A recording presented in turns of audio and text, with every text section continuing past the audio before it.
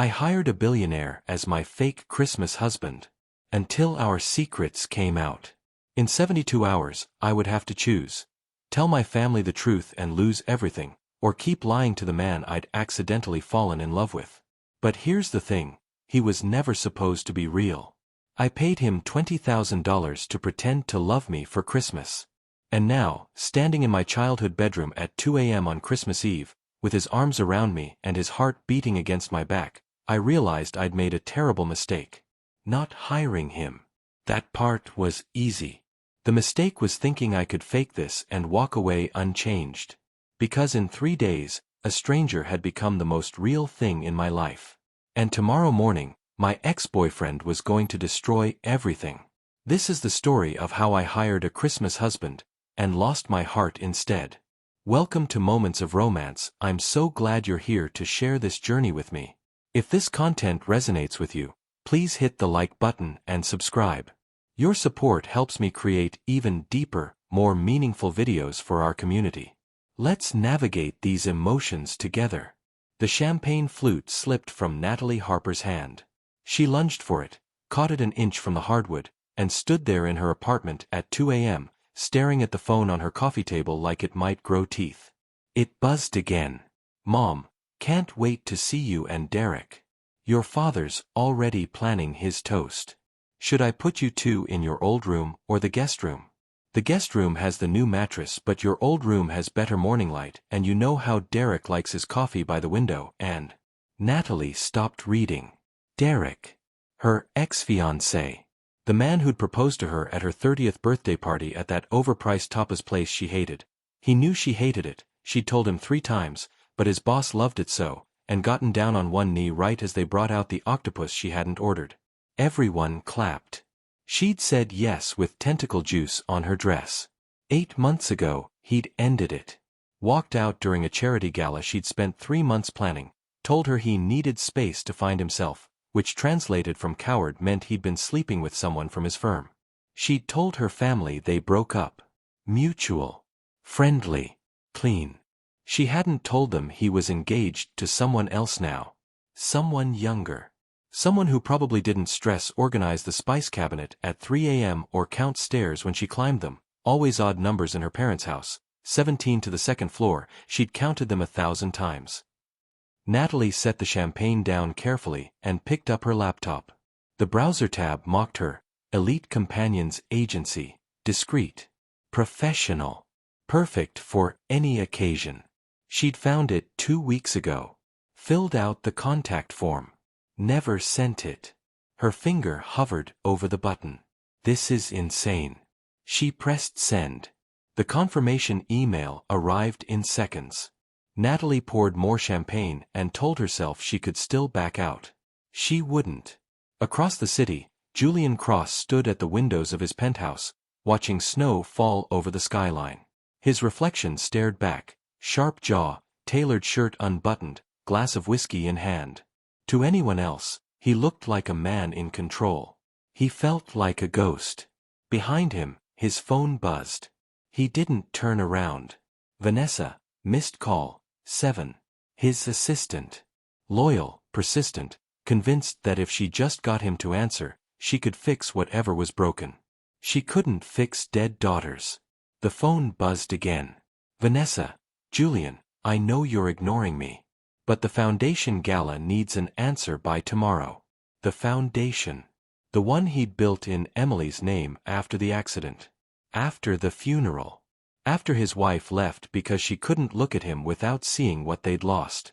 He typed back, cancel it. 3 dots appeared immediately. Vanessa, you can't keep canceling everything. Julian, watch me. He set the phone down and returned to the window. Somewhere in his phone's notes app, he still had Emily's terrible knock-knock jokes. He'd read one that morning, like he did every morning. Knock knock. Who's there? Interrupting cow. Interrupting cow W. Oh. She thought it was hilarious. Told it 17 times one Saturday. He'd laughed every time because her joy was contagious. Now the silence was contagious instead. The whiskey glass trembled in his hand. He set it down before it could fall. His phone buzzed. Different name. Richard Hale. Old college friend. Someone who still called, despite Julian's increasingly obvious attempts to disappear. Richard, random, but hear me out. Friend needs help. Unusual situation. Discreet. Thought of you. Call me. Julian stared at the message. For the first time in weeks, he felt something other than numbness. Curiosity. He dialed. Richard picked up on the first ring. Julian. Didn't think you'd actually call. You said discreet.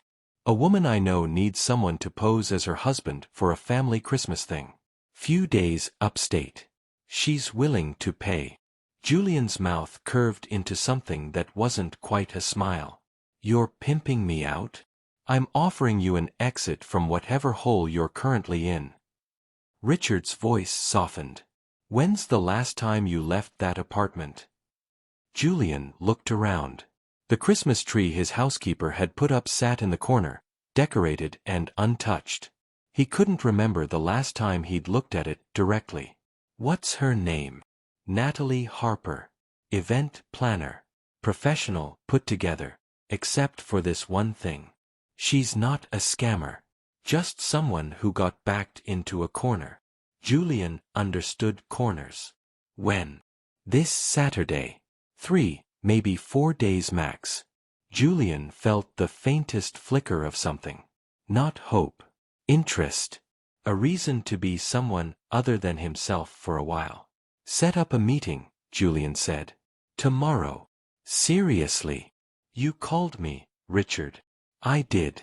I just didn't think. Tomorrow. He hung up.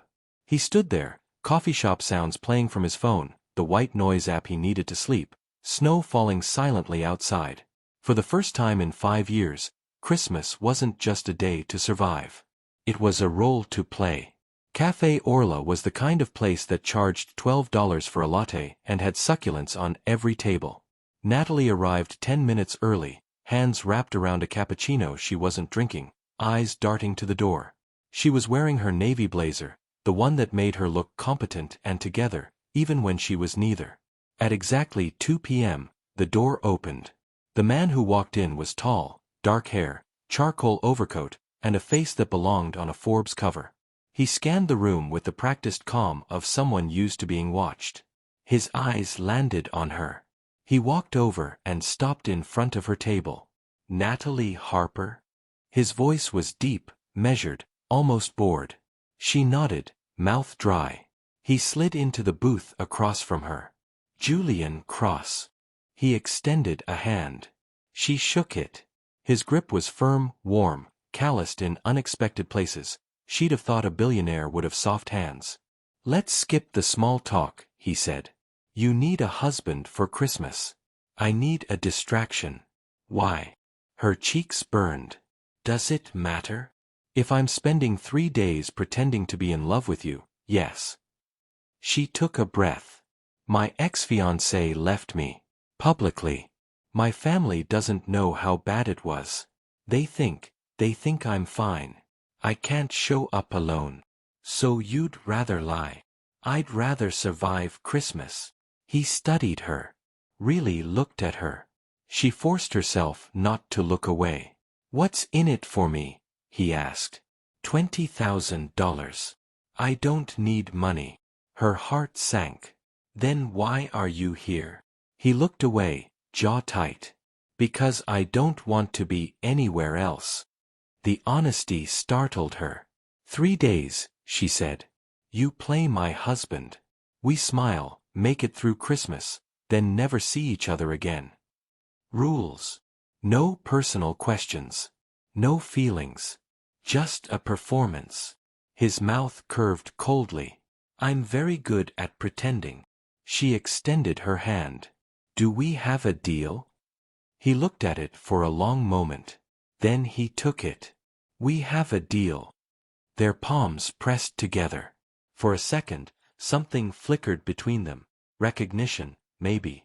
2 people who understood what it meant to perform. She pulled back. We leave Saturday morning. Fine. He stood to leave. Julian. He paused. Why did you really say yes? He looked back, and for just a second, the cold mask slipped. Because you looked like someone who understands what it's like to be alone in a crowded room. Then he was gone. Natalie sat there, heart pounding, and thought, I've just hired a stranger to fake marry me. This is either the best decision I've ever made or the one that's going to destroy me. Before we continue with Natalie and Julian's story, I want to ask you something. Have you ever felt like you had to pretend to be someone you're not just to make others happy? Like Natalie, have you ever hidden your truth because you were afraid of disappointing the people you love? Drop a comment below and let me know, because you're not alone in this. And if this story is resonating with you, please hit that like button and subscribe to Moments of Romance. Your support helps me bring you more stories about finding real love in unexpected places. Now, let's get back to what happens when Julian and Natalie hit the road. Saturday morning arrived with the kind of cold that made breath visible. Natalie stood outside her apartment at 7 a.m., 2 suitcases at her feet, wearing the cream sweater her mother said made her look approachable, which meant marriageable. No message from Julian. What if he doesn't show up? Then, a sleek black SUV turned the corner and pulled up to the curb. Julian stepped out, dark jeans and a navy sweater under a leather jacket. He looked annoyingly alert for 7 a.m. Morning, he said. You came.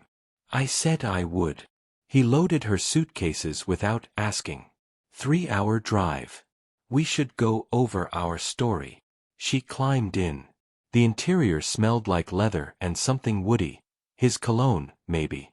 Classical music played softly. Everything about the car screamed control. Julian pulled into traffic.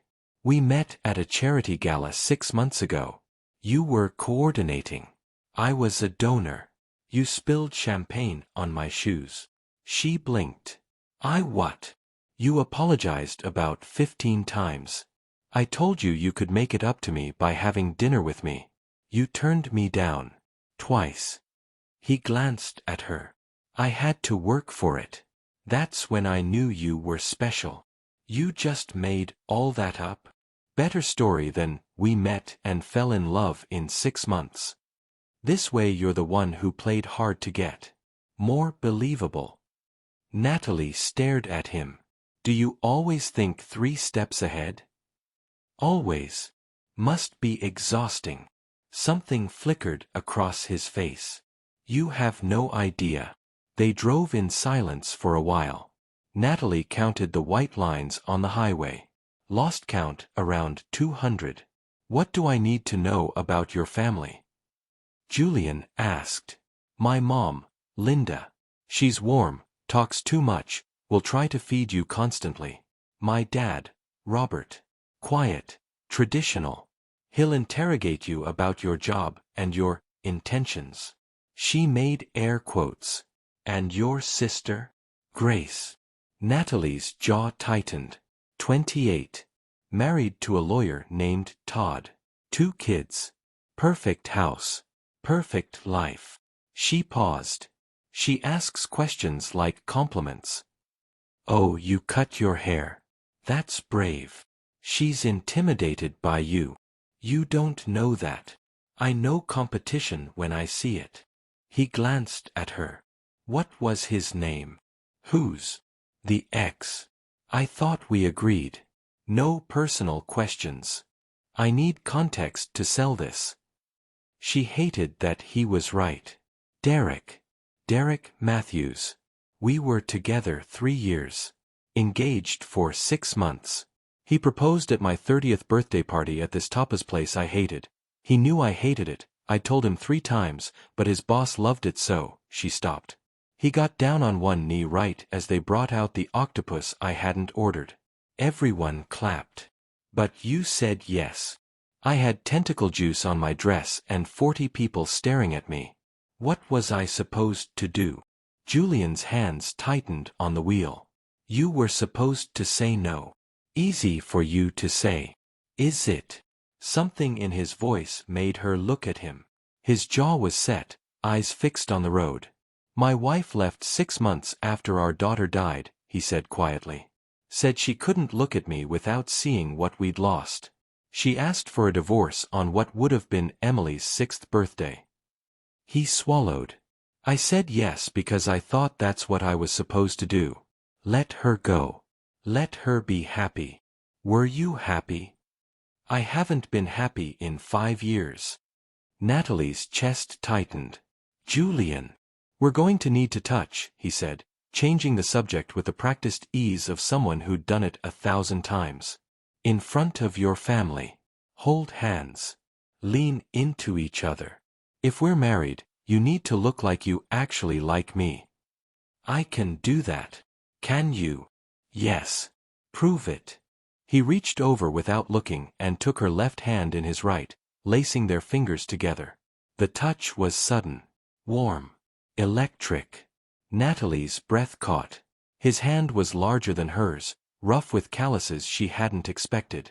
His thumb brushed absently over her knuckles. This, he said, eyes still on the road. This is what married people do. Without thinking. Can you do that? She stared at their joined hands. It had been so long since someone held her hand. Since touch meant anything other than obligation. I can try, she whispered. He didn't let go. They drove like that for 20 minutes, hands intertwined, silence settling around them.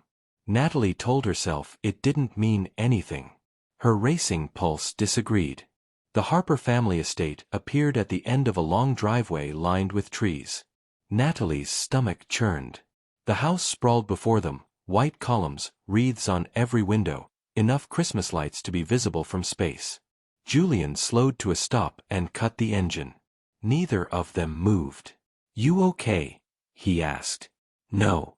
Want to turn around? She looked at him, startled. You'd actually do that?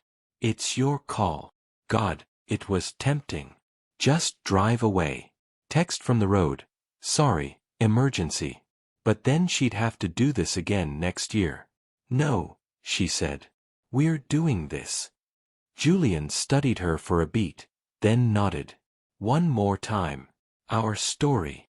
We met at a charity gala. You were a donor. I spilled champagne on your shoes. You asked me to dinner. I said no twice. You proposed 2 months ago, private, no big wedding planned yet. And we're in love, Julian added. Right. In love. The words felt absurd. Say it like you mean it. What? If you say, I love you to me in there like you just did, your sister's going to see through this in 30 seconds. He turned to face her. Try again. Tell me you love you. Natalie's throat went dry. This is ridiculous. Try. She took a breath, looked at him and said, I love you. It came out flat. Performative. Julian shook his head. Again. Julian. Again. I love you. You sound like you're reading a grocery list. Because it's fake. I don't know you. I met you 2 days ago. Then don't think about me. His voice softened. Think about what it felt like when it was real. Derek's face flashed in her mind, but not the end. The beginning. The night he'd shown up at her apartment in the rain with Thai food and made her laugh until her sides hurt. She looked at Julian and said, softer, I love you. His eyes darkened. For a second, the air between them went still. Then the front door burst open. Natalie! The moment shattered. Linda Harper came barreling down the porch steps in a reindeer sweater, arms outstretched. Here we go, Natalie muttered. Julian's mouth twitched. Almost a smile. Showtime. Linda reached Natalie first, pulling her into a hug that squeezed the air from her lungs. Oh, sweetheart, I missed you. You look thin. Are you eating? We have so much food. Your father made his prime rib and Grace brought her sweet potato thing and, she pulled back, eyes landing on Julian. Her entire face lit up. And you must be Derek. Natalie's heart stopped. Actually, Mom. But Linda was already moving toward Julian. Come here. We're huggers in this family. Julian stepped into the hug without hesitation. It's wonderful to meet you, Mrs. Harper, he said smoothly. But I'm not Derek. Linda pulled back, confused. What? Natalie stepped forward. Mom, this is Julian. Julian Cross. My fiancé. The words felt strange in her mouth. Linda blinked. Fiancé? But I thought, Derek, you said. Derek and I broke up. Months ago. I'm sorry, I should have told you sooner. Linda's hand flew to her chest. Oh, honey. She looked between them. And you're engaged? Already. Julian slid his arm around Natalie's waist. The movement was so natural it startled her. When you know, he said. Linda's eyes misted. Oh my God. Robert. Get out here. A tall, silver-haired man appeared in the doorway, reading glasses perched on his nose.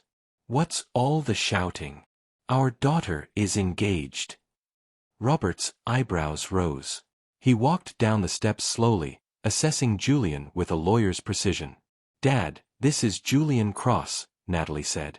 Robert extended a hand. Mr. Cross. Julian shook it firmly. Sir. It's an honor. Robert's expression gave nothing away. Interesting. Natalie didn't mention you. It happened quickly, Natalie said. Apparently. Robert's gaze didn't leave Julian's face. What do you do, Mr. Cross? I run a tech investment firm.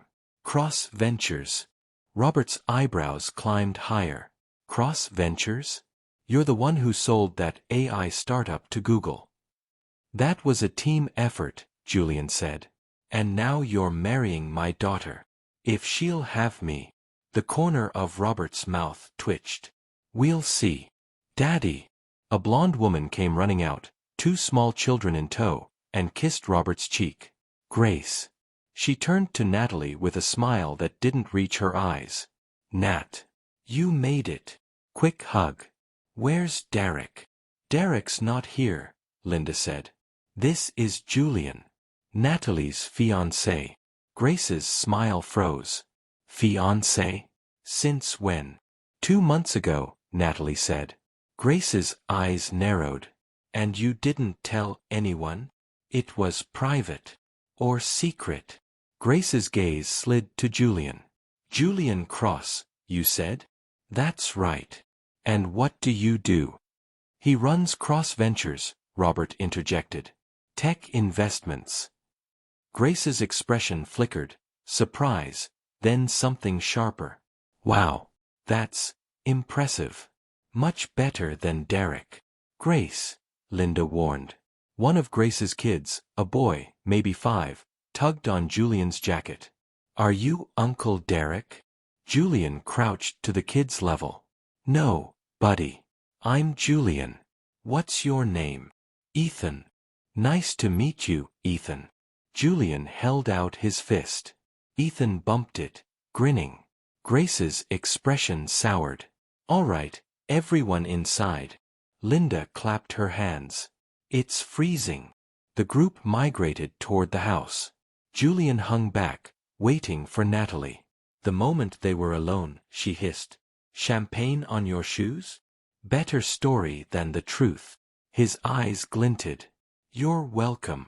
You could have warned me. Where's the fun in that? She glared at him. His mouth curved. Relax. You're doing fine.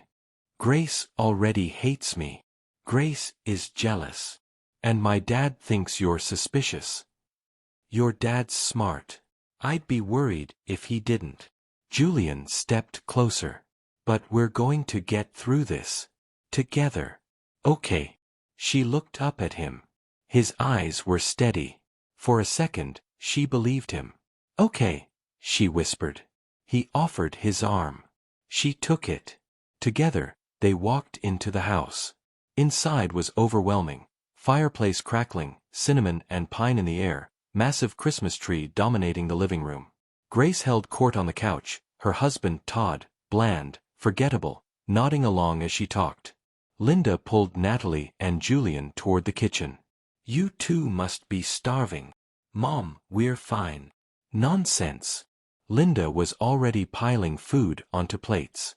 Robert appeared in the doorway, scotch in hand. Julian. A word. Natalie's stomach dropped. Julian squeezed her hand once, brief, reassuring, then followed Robert into the study. The door closed. Grace appeared at Natalie's side. So, Julian Cross. What about him? He's hot. Rich. Charming. Grace's smile was sharp. What's wrong with him? Nothing. There's always something, Nat. Natalie turned to face her. Why can't you just be happy for me? I am. I'm just surprised. You've been single for 8 months, and suddenly you're engaged to a billionaire. Grace tilted her head. It's convenient. What's that supposed to mean? It means it feels like you're trying to prove something. Like what? That you're not a failure. The words landed like a slap. Before Natalie could respond, Julian reappeared. His jaw was tight. Everything okay? Natalie asked. Fine. But his voice was clipped. Grace's smile widened. What did Daddy say? That I'd better take care of his daughter, Julian said evenly. Or I'll answer to him. Good, Grace said. Natalie needs someone who won't bail. The jab was clear. Julian's eyes went cold. I'm not going anywhere. Dinner was a battlefield disguised as a holiday meal. Natalie sat between Julian and her mother, hyper-aware of every word, every glance. Christmas music played softly, Bing Crosby crooning about white Christmases. Grace sat across from them, watching Julian like a hawk. So, Julian, Grace said, cutting into her prime rib. Cross Ventures. How did you get started? Julian took a sip of wine. Started coding in high school. Built a few apps, sold one when I was 19. Used that money to invest. It grew from there. Self-made, Robert said, nodding. I respect that. Thank you, sir. Grace leaned forward. And you're how old? 38. Never been married? The question hung in the air. Natalie's hand tightened on her fork. Julian's expression didn't change. No. Really? Most successful men your age have at least one divorce. Grace's smile was poison. What kept you single? Grace, Linda said sharply. I'm just curious. Julian set down his wine glass. I was married. Once. We had a daughter. She died in a car accident 5 years ago. My wife left 6 months later. The air left the room. Linda's hand flew to her mouth. Oh, Julian. Robert's face softened. I can't imagine. Grace had gone pale. I didn't know. Of course you didn't, Julian said, voice still steady but edged sharp. You don't know me. But I'm here because your sister means something to me. And I'd appreciate it if you'd stop treating this like an interrogation. Grace said nothing. Linda cleared her throat, eyes glistening. I think it's wonderful that you two found each other. Robert raised his glass. To Natalie and Julian. Everyone raised their glasses, even Grace. Natalie met Julian's eyes across the rim. Thank you, she mouthed. His thumb brushed over her knuckles under the table. After dinner, Linda insisted on showing Julian the house. Every room, every photo, every embarrassing story. Natalie trailed behind, mortified, as her mother pointed to a picture of 7-year-old Natalie missing her front teeth. She was adorable, Linda gushed. Always organizing things. Even her dolls had a seating chart. Julian's mouth twitched. I can see that. They reached the top of the stairs. Linda stopped at a closed door. And this is Natalie's old room. I kept it exactly how she left it. She pushed the door open. Natalie's stomach dropped. The room was a time capsule. Floral bedspread, boy band posters, bookshelf crammed with participation trophies. Mom, Natalie said weakly. You said we'd be in the guest room. Oh honey, Grace and Todd are in the guest room. You'll be perfectly comfortable here. In my childhood bedroom. You're engaged, aren't you? Linda smiled. I'll let you two settle in. Breakfast at 8. She disappeared down the hall. Natalie turned to Julian, horrified. I am so sorry. He stepped into the room, barely concealing amusement. Is that a Justin Timberlake poster? Shut up. And a participation trophy for debate club? Natalie snatched it off the shelf. I was 12. Julian laughed, a real, genuine laugh that transformed his face. Natalie froze. She'd never heard him laugh before. Relax, he said. It's one night. One night in a twin bed. She gestured to the narrow mattress. I'll take the floor. Natalie. You just told my family your daughter died to get my sister off my back. The least I can do is let you have the bed. His expression softened. I didn't do it for credit. I know. But still. She grabbed a pillow and blanket. Floor's mine. You're stubborn. You're just figuring that out? He shook his head but didn't argue. An hour later, the house had gone quiet. Natalie lay on the floor in yoga pants and a sweatshirt, staring at the glow-in-the-dark stars on her ceiling. Julian was in the bed, one arm behind his head, staring at the same stars. Did you put those up? He asked. When I was 10. I wanted to be an astronaut. What changed? I get motion sickness on elevators. He huffed a quiet laugh. Silence settled. Then, softly, I'm sorry. For what? Natalie asked. For telling them about Emily. I should have asked first. She turned onto her side to look at him. His profile was shadowed. You didn't have to do that, she said. Yes, I did. Your sister was going to keep pushing. Still. That was yours. Your pain. He turned his head. Maybe I needed to say it out loud. Did it help? I don't know yet. Natalie sat up, pulling the blanket around her shoulders. What was she like? Julian was quiet for so long she thought he wouldn't answer. Then, fearless. She'd climb anything. Laugh at everything. Bad jokes, funny faces, her own hiccups. His voice cracked. She had this stuffed elephant named Mr. Trunk. Took it everywhere. We lost it once at a restaurant. She cried for 2 hours until the staff found it behind the salad bar. She sounds wonderful. She was. He paused. The night of the accident, we'd been Christmas shopping. She wanted to pick out a present for her mom. We were driving home, and a truck ran a red light. I tried to swerve, but... His voice broke. Natalie climbed onto the bed without thinking, sitting beside him. It wasn't your fault, she said fiercely. I was her father. I was supposed to protect her. You can't protect anyone from everything. He looked at her, eyes red but clear. I've never told anyone the details. Not the real story. Thank you for telling me. He cupped her face. You make it easier. Make what easier? Being human again.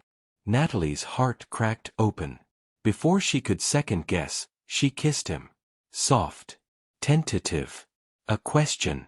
Julian answered by pulling her closer, kissing her back with a tenderness that made her knees weak.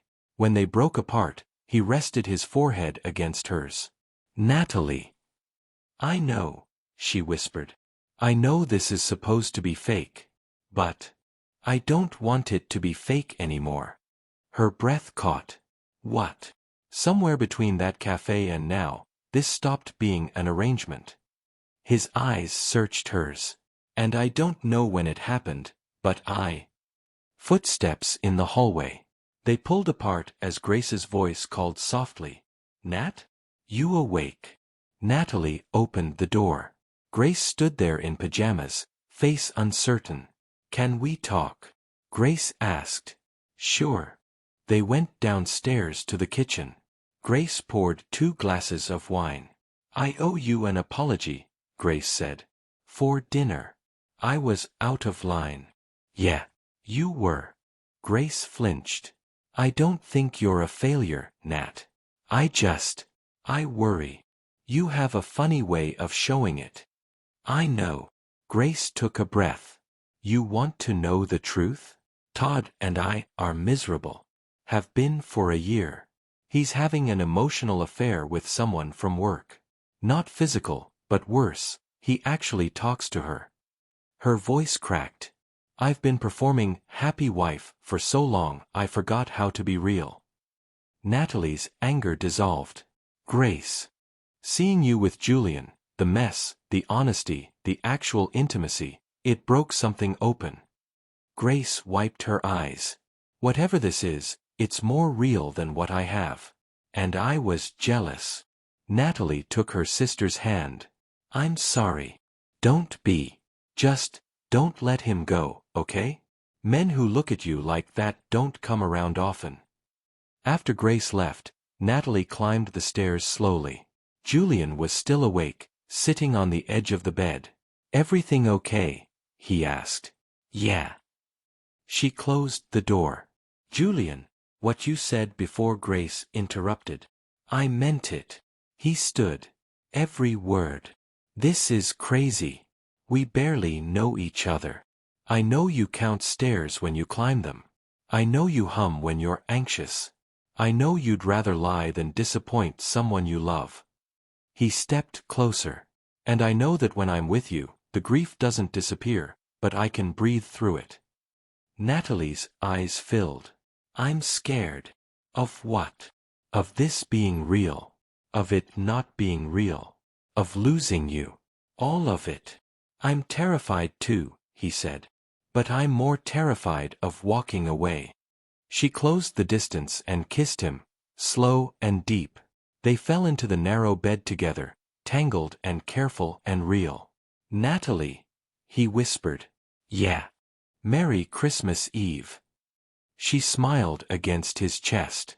"Merry Christmas Eve." And for the first time in years, she meant it. I need to pause here because what just happened between Natalie and Julian, that moment when pretending became real, that's what this whole story is about. And I'm curious, have you ever had a moment where you stopped pretending and just let yourself feel? Where you dropped the mask and let someone see the real you? Because that's terrifying and beautiful all at once. If you're connecting with Natalie and Julian's journey, please take a second to like this video and subscribe to Moments of Romance. It tells me these stories matter to you, and it helps me create more content about real, messy, beautiful love. And trust me, you're going to want to see what happens on Christmas morning. Let's continue. Christmas morning arrived with children's laughter and cinnamon rolls. Natalie woke wrapped in Julian's arms, his face buried in her hair. For a few precious seconds, she let herself pretend this was real. That she woke up like this every morning. "You awake?" His voice rumbled against her back. "Yeah." "We should get up. 5 more minutes." His arm tightened around her. 5 more minutes. They lay there until Ethan's excited shrieks echoed upstairs. The living room was chaos, wrapping paper everywhere, kids tearing into presents, Linda taking photos, Robert manning the coffee pot. Natalie sat on the floor next to Julian, watching her family with a bittersweet ache. This was the last day. Tomorrow they'd drive back. The arrangement would end. "Natalie." "Julian." Linda appeared with wrapped boxes. "These are for you." Natalie opened hers, a photo album filled with pictures from the last 2 days. Her and Julian decorating cookies, sitting by the fire, holding hands at church. Her throat tightened. Julian opened his to find a hand-knitted scarf. "I made it myself," Linda said. "Welcome to the family, Julian." Julian looked genuinely moved. "Thank you, Linda." Grace appeared with hot chocolate. "Truce," she offered. Natalie took one. "Truce." Then the doorbell rang. Everyone froze. Who could that be on Christmas? Linda wondered, heading for the door. Natalie's stomach dropped. Every instinct screamed danger. Julian's hand found hers. Linda opened the door. "Derek!"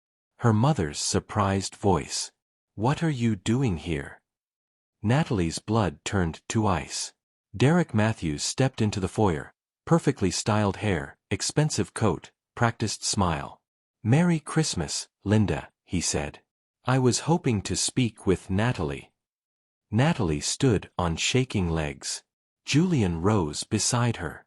"Derek," she said coldly. "Leave." Derek's eyes swept the room, landing on Julian. "When I heard you were engaged, I had to see for myself." "You need to leave," Julian said quietly. Derek ignored him. "I'm sure Natalie's told you all about me. We were together 3 years. Engaged. Until you cheated on her," Grace said icily. Derek looked uncomfortable. "That was complicated." "No, it wasn't," Natalie said. "You made your choice. Now leave." "I will. But first," Derek pulled out his phone. "Your family deserves to know the truth about your fiancé." The room went silent. Julian Cross. Impressive credentials. Derek looked at Julian with mock sympathy. "Terrible about your daughter." But here's the interesting part. Julian and Natalie didn't meet at a charity gala. They met through Elite Companions Agency, a service that provides professional dates for hire. Linda gasped. "That's not..." Natalie started. Derek cut her off. "I have the emails. The payment records. Your daughter hired a stranger to pose as her fiancé because she was too embarrassed to admit I'd moved on." The words landed like grenades. Linda looked between them. "Natalie, is this true?" "Mrs. Harper, let me explain," Julian began. "Did you pay him?" Robert's voice was sharp. Natalie's eyes filled. "Dad, answer the question." "Yes," she whispered. "At first. But..." "Oh my God," Linda breathed. "This whole thing was a lie?" "No." Natalie's voice broke. "It started that way, but..." "But what?" Derek sneered. "You fell in love in 3 days?" Before Julian could respond, Natalie stepped forward. Her hands were shaking, but her voice was clear. "Yes," she said. "I hired him. Derek's right about that. I paid $20,000 for someone to pretend to be my fiancé because I was too ashamed to come home alone. Because I thought being single meant I'd failed. Because I've spent my entire life trying to be who you needed me to be, and I didn't know how to just be myself." Linda's face crumpled. "But here's what Derek doesn't know," Natalie continued. "Julian did something nobody else has ever done. He saw me. The real me. The one who counts stairs and stress bakes at 3 a.m. and is so desperate for approval that she'd rather lie than disappoint you. And he didn't run." She turned to Julian, tears streaming. "He told me about his daughter. He held me when I cried. He made me believe I could be enough just as I am." Her voice cracked. "So yes, it started as a transaction. But it became the most real thing in my life." Julian's eyes were bright. "And I don't care if you believe me," Natalie said to her family. "I don't care if this ruins Christmas. Because for the first time in my life, I'm choosing what I want over what you want. And I want him." Silence. Then Julian crossed to her and took her face in his hands. "I love you," he said. "Completely. Not because you paid me. Because you're impossible not to love." He kissed her in front of everyone, deep and certain and real. When they broke apart, Robert stood. Natalie braced herself. Her father walked over to Derek. "I think you should leave." "But..." "Now." Derek's face flushed. He looked around for support, found none, and left. Robert turned to Julian and Natalie. "That," he said slowly, "was either the bravest thing I've ever seen or the stupidest." "Probably both," Natalie said. The corner of his mouth twitched. He extended his hand to Julian. You hurt my daughter, you answer to me. Understood. Julian shook it. Understood, sir. Robert pulled Natalie into a hug. I don't care how it started, he murmured. I care how it ends. Linda was crying. She pulled them both into a fierce embrace. You two are going to give me a heart attack. Grace handed out spiked hot chocolate. To new beginnings and messy love stories. They clinked mugs. Natalie leaned into Julian, and he wrapped his arm around her. So what now? Linda asked. Are you actually engaged? Natalie and Julian looked at each other. We're together, Natalie said. For real. Everything else, we'll figure out. Good answer, Robert said. Later, as the family settled in to watch movies, Julian pulled Natalie onto the back porch. Snow was falling softly. Thank you, he said. For what? For choosing me. For being brave when I wasn't. You told my family about Emily. That was brave. That was easy compared to what you did. He took her hand. You told the truth even when it cost you everything. I didn't lose everything. I lost the performance. I kept what mattered. He kissed her softly. What happens now? I don't know. But I want to find out. With you. Even though I live in New York and you're in Boston? Even though I travel 200 days a year for foundation work? Even though I'm terrified of being a father again and you might want kids someday? She cupped his face. Even though. We'll figure it out. He pulled her close. I have terrible knock-knock jokes in my phone. From Emily. I read one every morning. Tell me one. Knock knock. Who's there? Interrupting cow. Interrupting cow W. M.O. Natalie laughed, and Julian smiled, really smiled. She'd have liked you, he said. Yeah. She'd have made you play dress-up and do terrible British accents. Sounds perfect.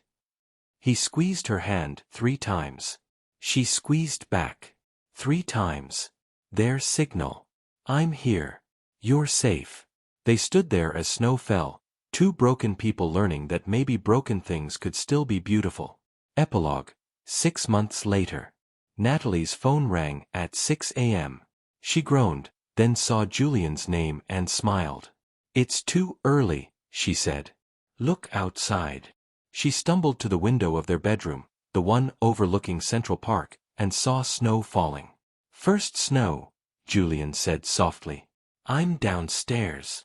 Julian, it's 6 in the morning. Come down. Trust me. She threw on boots and a coat over pajamas and found him in the park. What are we doing? She was laughing. He held out his hand. Something I haven't done in 6 years. He led her to the ice skating rink, closed, dark, empty. He'd clearly bribed someone. They stepped onto the ice in their boots, no skates, just sliding and holding onto each other. They fell. Of course they fell. Lying on the ice, laughing, Natalie looked over at him. His eyes were closed, snowflakes on his lashes, smiling. What are you thinking? She asked. That I'm happy. He opened his eyes. Terrified. But happy. He squeezed her hand 3 times. She squeezed back. They lay there as the sun came up, turning the sky pink and gold. Julian sat up and pulled her up with him. Merry Christmas Eve, he said. We're going to be late to my parents. Let them wait. He kissed her. When they finally stumbled off the ice, hand in hand, neither looked back. Only forward. Together. So here's my final question for you. Do you believe that love can find you in the most unexpected places? That sometimes what starts as pretending becomes the realest thing you've ever known? Because Natalie and Julian's story proves that the best love stories don't always start perfectly. They start honestly. If this story touched your heart, please hit that like button and subscribe to Moments of Romance. Your support helps me bring you more stories about finding real love in unexpected places, about choosing vulnerability over perfection, and about the courage it takes to let someone see the real you. Drop a comment and tell me, have you ever taken a risk on love that terrified you? Have you ever let someone see your broken pieces and had them stay anyway? I read every single comment, and your stories inspire the content I create. Thank you so much for spending this time with Natalie and Julian. If you love this story, check out the playlist for more holiday romances and second chance love stories. Until next time, remember, sometimes the best gifts come in the most unexpected packages. Merry Christmas, and may you find the courage to choose love, messy, imperfect, real love every single day. This is Moments of Romance. I'll see you in the next story.